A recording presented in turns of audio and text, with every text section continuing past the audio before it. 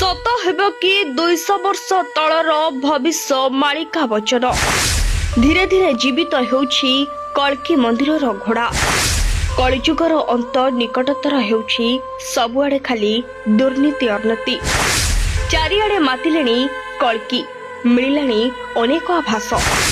निकटतर होउछि कलिजुगर अंत। आम आखि सामने घटी जाउथबा घटना यार गोटे पर गोटे संकेत देलाणी जहा सत हेबाकु जाउछि। आपण कोरोना कराल रूप देखिथिबे किंतु किंबा बाहर देशगुड़िकर युद्ध कथा सबु कलिजुग शेष समय हेबो बोले साधु संत माने कहि सारिछन्ति। आज आम एभली प्राचीन 5टी मंदिर विषय कहबू जहा अनेक रोचकमय कथा रहिछि जहा कलिजुगर अंत विषय सूचना दिए जहा 200 वर्ष पूर्वरु लेखा होई रहिछि। राजस्थान जयपुर सहरर कल्की मंदिर जोंठारे एक घोड़ा दिनकु दिन जीवित हेबार लागिछि। लोकंक कहबा अनुसार यह कोनोसी साधारण घोड़ा नुहे। धरापृष्ठरे श्रीकृष्णक कल्की अवतरण एही धला घोड़ारे हेब। घोड़ार 3टी गोड़ माटीरे थिबा बेले आ गोटिए गोड़ ऊपरकु उठिकी रहिछि।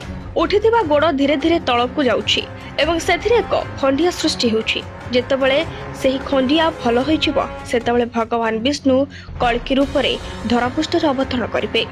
महाराष्ट्र केदारेश्वर शिव मंदिर यह एमिति एक शिव मंदिर जहाँ केवल गोटे स्तंभ ठिया होइछि।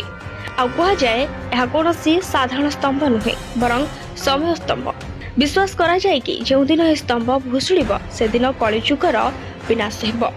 ए मंदिर निकट में 3 फुट गुंफा रही आ गोटे गुंफारे 5 फुट उच्चता विशिष्ट एक शिवलिंग रही जहाँ स्वयं आविर्भाव होइछन्ति। यार स्थापना करा जाय नाही। वास्तव में गुंफाटी 4टी स्तंभ रे ठिया होइथिला किंतु वर्तमान गोटे स्तंभ रे ठिया होइछि। बाकी 3टी जाक स्तंभ समय अनुसार भांगी जाइछि। लोकंकर विश्वास रहिछि कि एही 4टी स्तंभ संसार 4टी युग को दर्शाए। सत्य युग त्रेता युग जो 3टी युग बीती जाइछि से युग गुड़िक शेष हवा सहित स्तंभ भी भांगी जाउछि। वर्तमान जेहेतु कलिजुग चलीछि मंदिरर आउ गोटे स्तंभ रहिछि। जो दिन ए स्तंभ भांगिब से दिन कलिजुगर अंत हेब एवं सारा संसार नष्ट होइछिब। मध्यप्रदेश खजुराहेर मतंगेश्वर महादेव शुणिबाकु मिले। मतंगेश्वर महादेव मंदिर रे थिबा शिवलिंग प्रतिवर्ष 1 इंच लेखा बढ़ी जाउछि। खाली एतिक नुहे ए शिवंक लिंग माटी तले मध्य सेतिकी लंबा एवं प्रतिवर्ष सेतिकी इंच बढ़ी बढ़ी जाउछि। विश्वास करा जाय जे एठारे आगरु 50टी मंदिर थिला किंतु वर्तमान केवल 25टी मंदिर रहिछि। सेथि मध्यरु गोटिए हेउछि मतंगेश्वर महादेव मंदिर जहा खजुराहेर सबुठारु बड़ मंदिर। एही मंदिर रे शिवलिंगर उच्चता प्रतिवर्ष कुमार पूर्णिमा दिन 1 इंच बढ़ी थाए। जदि आम एही मंदिरर उत्पत्ति विषय जानिबा ताहले कुहा जाय ए मंदिर निर्माण करुथबा राजा चंद्रदेव शिवशक्ति थिले। से चंद्रवंशी होइथिबा कारणरो तांको एक मरकत मणि दिया जाइथिला जहा सुरक्षा पाए से मणि ऊपर शिवलिंग निर्माण करथिले जहा द्वारा मर्तक मणि को भी पूजा करा जाय परिबो। मंदिर पूजककर कहबा अनुसार शिवलिंगर उच्चता हेउछि 18 फुट। भूमि उपरे 9 फुट एवं भूमि तले मध्य 9 फुट। भूमि उपरे यह शिवलिंग स्वर्ग आड़कू एवं भूमि तलकू यह पाताल आड़कू जाउछि। समय आसीबा यह शिवलिंग भूमि तले बढ़ी बढ़ी पातालर द्वार खोलितब आ से दिन कलिजुग शेष हेब एवं दुनिया नष्ट होइछिब। उत्तराखंडर भविष्य बद्री मंदिर आपण जानी आश्चर्य हेबे बद्रीनाथ मंदिर सबुदिन पय बंद हेबाकू जाउछि। आगे हाँ उत्तराखंडर जोशीमठरे एक नरसिंह मंदिर रही जहाँ विशेष लोकप्रिय। दुनिया ध्वंस होगाकू नहीं यह मंदिर जुग जुग धरी चेतावनी दे आसुछि। वास्तव में यह मंदिर भगवान विष्णुकर नरसिंह अवतार को समर्पित।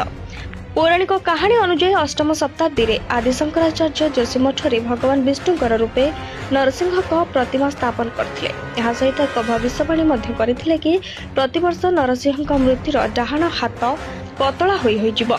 जो दिन यह हाथ खसी पड़िबो से दिन एक भयंकर भूमिकंप आसिबो। पृथ्वी ध्वंस होइजिबो एवं बद्रीनाथ मंदिर सबुदिन पय बंद होइजिबो। या पर भविष्य बद्री मंदिर रे प्रभु जगन्नाथ पूजा पाइबे। आपण सुनिले विश्वास करिबेनी आज यही सब कथा सत हेउछि एवं प्रभु नरसिंह मृत्युर डाहाण हाथ गोटिए केश परी पतला होइगलानी। भविष्य बद्री मंदिर रे थिबा पत्थर धीरे धीरे विष्णुक रूप नेलानी। ओडिशार छतिया बट ଯେତେବେଳେ ଆମେ କଳିଯୁଗର ବିନାଶ ବିଷୟରେ କଥା ହେଉଛୁ ସେତେବେଳେ ଓଡ଼ିଶାର ଯାଜପୁର ଜିଲ୍ଲାରେ ଥିବା ଛତିଆ ବଟ ମନ୍ଦିର ସମ୍ପର୍କରେ ବା କିପରି କଥା ନ ହେବା। ପ୍ରଭୁ ଜଗନ୍ନାଥ ଏଠାରେ କଳ୍କି ରୂପରେ ପୂଜା ପାଉଛନ୍ତି। ଏହି ମନ୍ଦିରକୁ ଦ୍ୱିତୀୟ ଶ୍ରୀକ୍ଷେତ୍ର ବୋଲି କୁହାଯାଏ।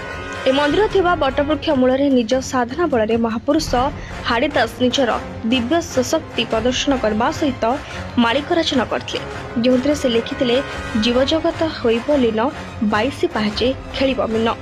ଅର୍ଥାତ୍ ଯେତେବେଳେ ଦୁନିଆରେ ପାପର ଭାର ବଢ଼ିଯିବ, ଅନ୍ୟାୟ ଅତ୍ୟାଚାର ଦୁର୍ନୀତିକୁ ଆଉ ନିୟନ୍ତ୍ରଣ କରିହେବନି, ସେତେବେଳେ ମହାପ୍ରଭୁ ଜଗନ୍ନାଥ କଳ୍କି ଅବତାର ନେଇ ଜଗତର ଉଦ୍ଧାର କରିବେ, ପାପୀର ବିନାଶ କରିବେ।